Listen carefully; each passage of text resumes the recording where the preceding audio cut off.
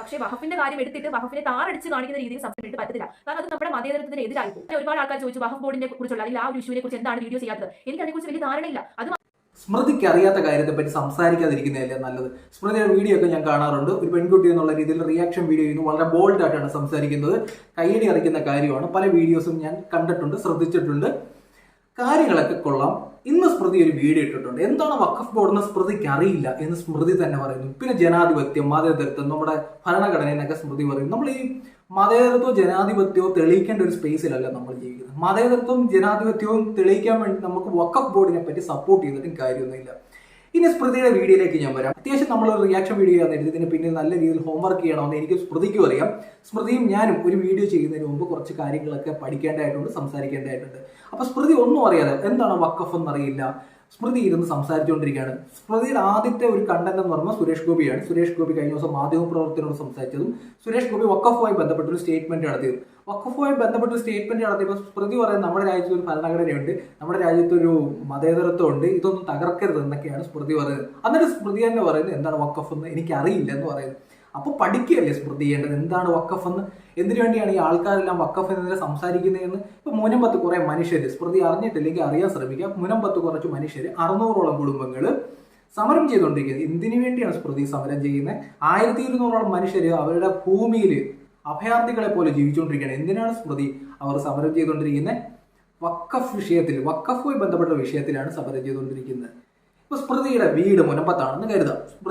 സ്മൃതിയുടെ പൂർവികരായിട്ടുള്ള ആൾക്കാർ സ്ഥലം വാങ്ങി അവിടെ താമസിക്കുന്നു. സ്മൃതിയും ഒരു വീടൊക്കെ വെച്ച് സ്മൃതിയുടെ ജീവിതത്തിൽ നിന്ന് ഉണ്ടാക്കിയ പൈസയൊക്കെ എടുത്തിട്ട് ഒരു വീട് വെക്കുന്നു. സ്മൃതി അത് നല്ല രീതിയിൽ ഇന്റർലോക്കൊക്കെ ചെയ്ത് വൃത്തിയാക്കുന്നു. ഒരു 2 നില, ഒരു 19 ലക്ഷം സ്മൃതി അതിനകത്ത് ഇൻവെസ്റ്റ് ചെയ്തു നോക്കുക. ഗൾഫിലൊക്കെ പോയി സ്മൃതി പൈസ ഉണ്ടാക്കിയതാണ്, അല്ലെങ്കിൽ യൂട്യൂബിൽ വരുമാനത്തിൽ നിന്ന് സ്മൃതി പൈസ ഉണ്ടാക്കി ഒരു വീട് വെക്കുന്നു. സ്മൃതി താമസിക്കുന്നു. പെട്ടെന്നൊരു ലെറ്റർ വരികയാണ്, ഇത് വഖഫ് ബോർഡിന്റെയാണ്, ഇതിന്റെ 2-3 തലമുറകൾക്ക് മുമ്പ് ഈ സ്ഥലം വിൽക്കുന്നതിന് മുമ്പ് ഒരാള് അതെടുത്ത് വഖഫിന് കൊടുത്തിരിക്കുകയാണ്. ഈ വഖഫുമായി ബന്ധപ്പെട്ട ലെറ്റർ സ്മൃതിക്ക് വരാൻ സ്മൃതി എവിടെ പോകണ്ടേ? കോടതിയിലാണോ? അല്ല, ട്രൈബ്യൂണലിൽ പോകണം. വഖഫിന്റെ ട്രൈബ്യൂണലിൽ പോയിട്ട് സ്മൃതി ഡോക്യുമെന്റുമായിട്ട് നിൽക്കണം. ഇപ്പോൾ സ്മൃതി ഇടയ്ക്ക് കരം അടയ്ക്കുന്ന ഒരു സംവിധാനം തന്നെ ഇല്ല. അതായത് സ്മൃതിക്ക് ഉറപ്പില്ല സ്മൃതിയുടെ സ്ഥലമാണ്. ഈ 2 നില ഒരു സ്വപ്നം പോലെ ഇങ്ങനെ നിൽക്കുകയാണ്. ഈ 2 നില വീട് വെച്ച് സ്മൃതിക്ക് ഒന്ന് ലോൺ എടുക്കാൻ പറ്റില്ല. സ്മൃതിക്ക് വീട്ടിൽ കുട്ടിയുണ്ടെന്നുണ്ടെങ്കിൽ അവർക്ക് വിദ്യാഭ്യാസം കൊടുക്കാൻ പറ്റില്ല. അതൊന്ന് നമുക്കൊന്ന് പുതുക്കി പണിയാൻ പറ്റില്ല. ഒരു കക്കൂസ് കെട്ടാൻ പറ്റില്ല. ഈ ഒരു അവസ്ഥയിൽ സ്മൃതി നിൽക്കുക.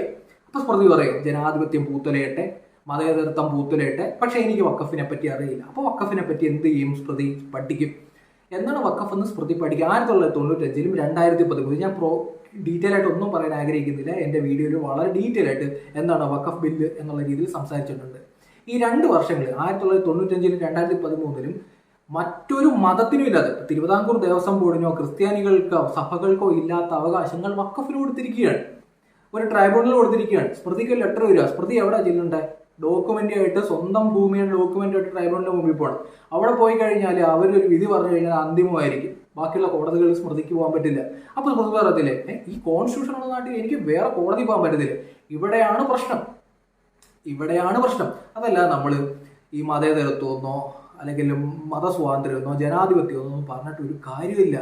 ഒരു മതത്തിനും നമ്മുടെ ഭരണഘടനയ്ക്ക് മുകളിൽ ഒരു അവകാശവുമില്ല. സ്മൃതിക്ക് കാര്യം മനസ്സിലാക്കാണ്. സ്വന്തം ഭൂമിയുടെ കാര്യം വരാൻ നേരത്ത് സ്മൃതിക്ക് കാര്യം മനസ്സിലായി. ഇപ്പൊ കേരളത്തിലെ പല മേഖലകളിലും നമ്മുടെ പാർലമെന്റ്, ഇന്ത്യയുടെ പാർലമെന്റ് വഖഫിന്റെ ആണെന്ന് പറയുന്നത്.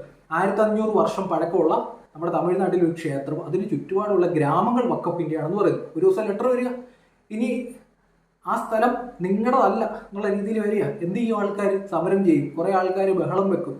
ഇത് തന്നെയാണ് ഇപ്പൊ നമ്മുടെ കേരളത്തിൽ മുനമ്പത്ത് നടന്നുകൊണ്ടിരിക്കുന്നത്. കർണാടകയിൽ 1500 ഏക്കർ വഖഫിന്റെ ആണെന്ന് പറയുന്നത്. എന്ത് ചെയ്യും പാവം കർഷകർ? അപ്പൊ നമ്മൾ ഈ വേട്ടക്കാരന്റെ മുമ്പിൽ പോയി നിൽക്കുക. ഇത് നമ്മുടെ ആധാരമാണ്, ഇത് 2 തലമുറയ്ക്ക് മുമ്പ് നമ്മൾ മേടിച്ചാണ്, നമ്മുടെ അപ്പനപ്പൂപ്പന്മാർ താമസിച്ച ഭൂമിയാണ്.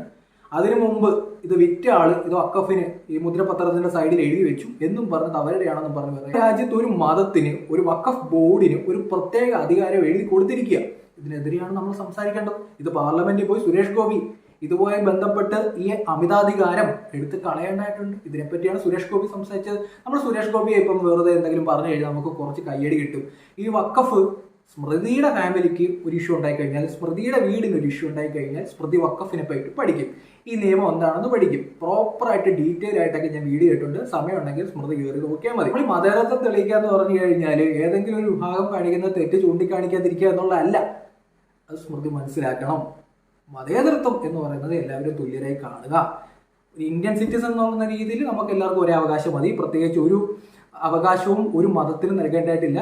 അവരുടെ ഒരു പറമ്പാണെന്ന് പറഞ്ഞൊരു നോട്ടീസ് അയച്ച് പിന്നെ നമ്മൾ ട്രൈബ്യൂണലിന്റെ മുമ്പിൽ പോയി നിൽക്കേണ്ട ഒരു അവസ്ഥ, അതിനപ്പുറത്തേക്ക് ഒരു കോടതിയിൽ പോകാൻ പറ്റില്ല എന്നൊക്കെ പറഞ്ഞു കഴിഞ്ഞാൽ സ്മൃതിക്ക് സമ്മതിക്കാൻ പറ്റുമോ? സ്മൃതിയുടെ സ്ഥലം ഇങ്ങനെ ഒരു ട്രൈബ്യൂണലിന്റെ മുമ്പിൽ പോയി നിൽക്കേണ്ടി വന്നു കഴിഞ്ഞാൽ സ്മൃതി പിന്നെ പറയോ എനിക്ക് വഖഫിനെ പറ്റിയൊന്നും അറിയില്ല, പക്ഷെ ഞാൻ സുരേഷ് ഗോപിയെ ബന്ധപ്പെട്ടുള്ള ബില്ലിനെ പറ്റി സ്മൃതി കൂടുതൽ പഠിക്കണം. എന്തിനു വേണ്ടിയാണ് മുനമ്പത്തെ മനുഷ്യർ ആ വെയിലത്തിരുന്ന് നിരാഹാരം കിടക്കുന്നത് എന്ന് സ്മൃതി പഠിക്കണം. ഇതൊന്നും അറിയാതെ മതേതരത്വം ഒക്കെ പറഞ്ഞുകൊണ്ടിരിക്കുന്ന പഴയ ലൈനാണ്. ഇപ്പൊ പഴയ പോലെ മതേതരത്വം പറഞ്ഞുകൊണ്ടിരിക്കാനൊന്നും നമുക്ക് പറ്റൂല. അതിന്റെ സീസൺ പോയി.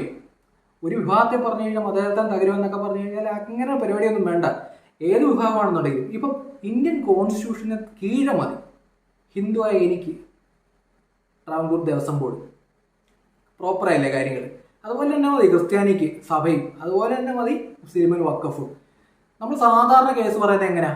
ഒരു വസ്തുതർക്കം ഉണ്ടായി കഴിഞ്ഞാൽ എങ്ങനെ കേസ് പറയുന്നത്? അതേപോലെ പോയാൽ മതി എല്ലായിടത്തും.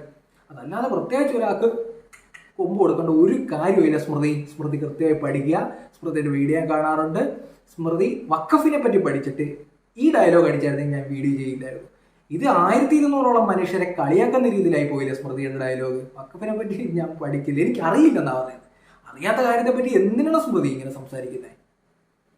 ഞാൻ ഇപ്പോഴും പറയുന്നു, സ്മൃതി ആദിമ മുനമ്പത്ത് നടക്കുന്ന എന്താണെന്ന് പഠിക്കുക. സ്മൃതി ആദിമ മുനമ്പത്ത് എന്തിന്റെ പേരിലാണ് അവർ സമരം ചെയ്യുന്നതെന്ന് പഠിക്കുക.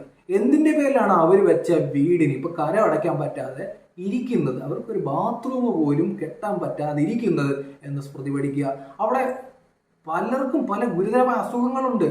ഈ അസുഖങ്ങളുള്ളവർക്ക് സ്വന്തം പ്ലോട്ട് കടം വെച്ച് ബാങ്കിൽ കൊണ്ടുപോയി കടം വെച്ച് പോലും എന്തെടുക്കാൻ പറ്റുന്നില്ല, ലോൺ എടുക്കാൻ പറ്റുന്നില്ല. അതെന്തുകൊണ്ടാണ് സ്മൃതി പഠിക്കുക. ഇതൊന്നും പഠിക്കാതെ സ്മൃതി ഒരു വീഡിയോ ഇട്ട് കഴിഞ്ഞാൽ ചില കോണുകളിൽ നിന്നും നമുക്ക് സബ്സ്ക്രൈബേഴ്സിനെ കിട്ടും. ചിലപ്പോൾ നല്ല രീതിയിൽ കമന്റ് ഒക്കെ വരും, നമ്മുടെ പേജ് ഒന്ന് റീച്ച് ആയി കിട്ടും. അതല്ല സ്മൃതി വീഡിയോ ചെയ്യുന്നത് കൊണ്ടും സ്മൃതിയുടെ വീഡിയോ ഞാൻ കാണുന്നത് കൊണ്ടും മാത്രമാണ് ഞാനിത് പറഞ്ഞത്. സ്മൃതിക്ക് നല്ല രീതിയിൽ കോണ്ടന്റ് ചെയ്യാൻ പറ്റുന്നു എന്നുള്ളത് കൊണ്ടാണ് ഞാൻ പറഞ്ഞത്. പക്ഷെ വഖഫിനെ പറ്റി എനിക്ക് അറിയില്ല. ജനാധിപത്യം കോൺസ്റ്റിറ്റ്യൂഷൻ എന്നൊക്കെ പറഞ്ഞിട്ട് ഈ സാധാരണ കുറെ ആൾക്കാരുണ്ട് നമ്മുടെ നാട്ടിൽ മതേതരത്വം കളിക്കുന്ന ആൾക്കാർ. അതൊക്കെ പോയെന്നേ. അങ്ങനെയൊന്നും അല്ല നമ്മുടെ നാട്ടിൽ മതേതരത്വം പറയും. വർഗീയത ആര് പറയുന്നോ അതിനെ ചൂണ്ടിക്കാണിക്കണം. ഒരു പ്രത്യേക അവകാശം ആർക്കും കൊടുക്കേണ്ട കാര്യമൊന്നുമില്ല. സ്മൃതിയുടെ വീട് നാളെ ഒരു വഖഫിന്റെ ലെറ്റർ വന്നാൽ തീരാനുള്ള പ്രശ്നം ഇപ്പോൾ സ്മൃതിക്കുള്ളൂ കേട്ടോ. ആദ്യമായിട്ട് പേജ് കാണുമ്പോൾ ഫോളോ ചെയ്യുക. സ്മൃതി കാര്യം മനസ്സിലാക്കി ഒരു വീഡിയോ ചെയ്യും എന്ന് ഞാൻ